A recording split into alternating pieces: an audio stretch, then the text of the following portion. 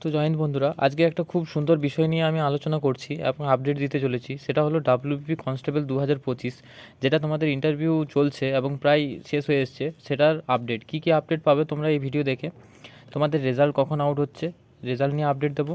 Joining কখন হবে, joining বলতে এই যে তোমাদের ভিআর, মেডিকেল, ঠিক আছে, এই সকল নিয়ে আমি আপডেট দেবো। তো তোমরা স্কিপ না করে সম্পূর্ণ ভিডিওটা দেখবে এবং ভালো লাগলে অবশ্যই সাপোর্ট করবে। সব রিয়েল এবং অথেন্টিক সব আপডেট, ঠিক আছে, রিয়েল অ্যান্ড অথেন্টিক, কোনো মন গড়া কাহিনী নয়, সব আপডেট দিয়ে দিচ্ছি আজকে।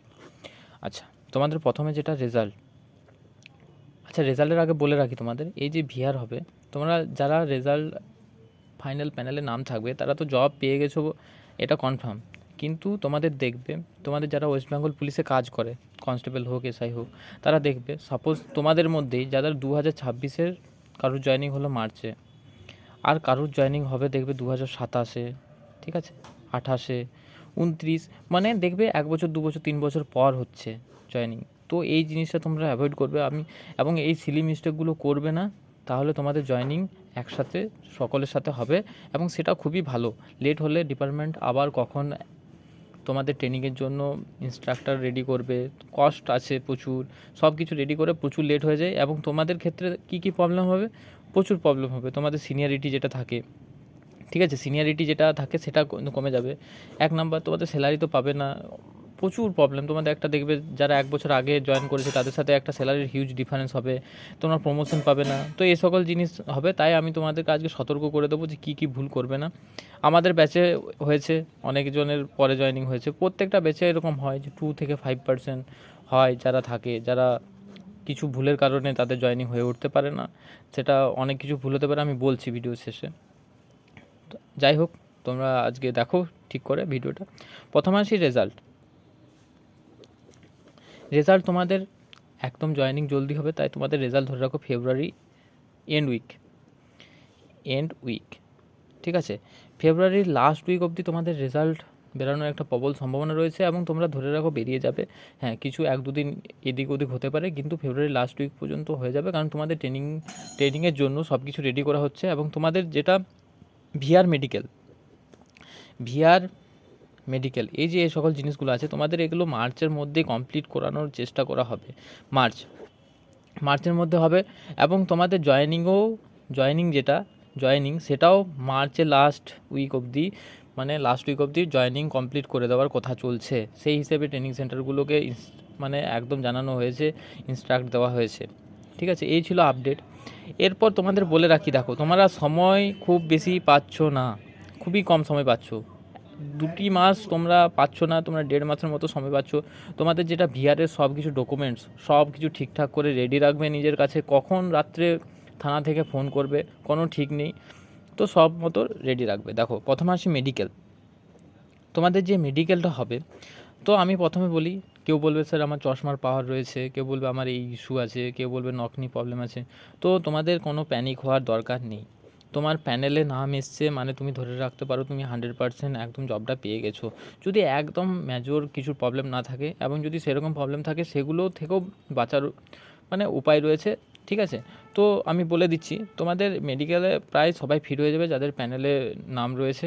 মেডিকেল খুব একটা ইস্যু হয় না। যখন আসবে আমি আবার একটা মেডিকেল রিলেটেড, কীভাবে তোমরা মেডিকেল করাবে, কোথায় গিয়ে করাবে, কী কী মেডিকেল টেস্ট হয়, এগুলো ডিটেল বলে দেবো। একটা ভিডিওতে বললে খুবই লম্বা হয়ে যাবে, তো তোমরা ধরে রাখো মেডিকেলে ফিট হয়ে যাবে সবাই, খুব একটা প্রবলেম হবে না তোমাদের মেডিকেল নিয়ে। আমি কী কী টেস্ট হয় না হয়, কোথা থেকে করাবে আমি বলে দেবো আপডেট। হলো, এরপর হলো যেটা হলো ভিআর ভেরিফিকেশান, সেটা তোমাদের নিজেকে দায়িত্ব নিয়ে অনেক সময় করাতে হয়। ডিআইবি যেটা হয়, ডিআইবির ভেরিফিকেশন তোমার নিজের দায়িত্ব দেওয়া থাকে, সেটা নিজের দায়িত্ব নিয়ে ঠিক মতো করে করাবে। এবং তোমাদের ভিআরের জন্য যেগুলো আছে, কারোর যদি কাস্ট সার্টিফিকেটে প্রবলেম থাকে সেগুলো এপিট করিয়ে রাখো তোমরা এখন থেকেই, যাদের হয়ে গেছে। একদম প্রপার ডকুমেন্টস, কোথাও যদি কিছু ভুল থাকে এপিটের মাধ্যমে সংশোধন করে ঠিক রাখো, নাহলে ভিআরে তোমরা আটকে যাবে। বিশেষ করে ভিআরে যেটা প্রবলেম হয়, যদি কেউ অন্য ডিস্ট্রিক্ট থেকে যদি কলেজ কমপ্লিট করেছে, বা অন্য ডিস্ট্রিক্ট থেকে, যে ডিস্ট্রিক্টে ওর ডিআইবি ভেরিফিকেশন করছে, ঠিক আছে, ডিআইবি ভেরিফিকেশন করছে অন্য আদার ডিস্ট্রিক্ট থেকে কলেজ, বা অনেকে আবার কী করে অন্য স্টেট থেকে করেছে, তো তাদের ভিআরে বেশি প্রবলেম হয়। তো তোমরা রেসপেক্টেড যিনি ডিআইবি তোমাদের করবে ভেরিফিকেশন, তাদের সাথে ঠিকমতো কথা বলে নেবে, এবং তোমাদের যখন ভেরিফিকেশন হবে তখন আমি একদম পুরো গাইড করে দেবো যে কীভাবে কোনটা ভেরিফিকেশন কীভাবে করাতে হয়, কীভাবে জলদি ভিআর কমপ্লিট হয়। যত জলদি ভিআর কমপ্লিট করে রাখবে ততই তোমাদের ভালো। ভিআর কমপ্লিট হয়ে গেলে জয়েনিং একই ব্যাচে হয়ে যাবে। আর যদি ভিআরে আটকে যাও, অনেকের যেটা হয় সেটা প্রবলেম হয়ে যাবে। তো আমি এই মেডিকেল এবং ভিআর এই দুটো একটু ভাস্ট টপিক। তো তোমাদের রেজাল্ট আউট হওয়ার কিছুদিন আগেই আমি আরেকটা ভিডিওতে ভালো করে বানিয়ে দেবো, ঠিক আছে? হ্যাঁ, এই ছিল আপডেট। এই সমস্ত সকল কিছু আপডেট পেতে তোমরা অবশ্যই চ্যানেলটা মানে সাবস্ক্রাইব করে রাখবে, সাপোর্ট করো। মেডিকেল ভিআর নিয়ে আমি বলে দেবো, আমি তোমাদের সাথে আছি সবসময়।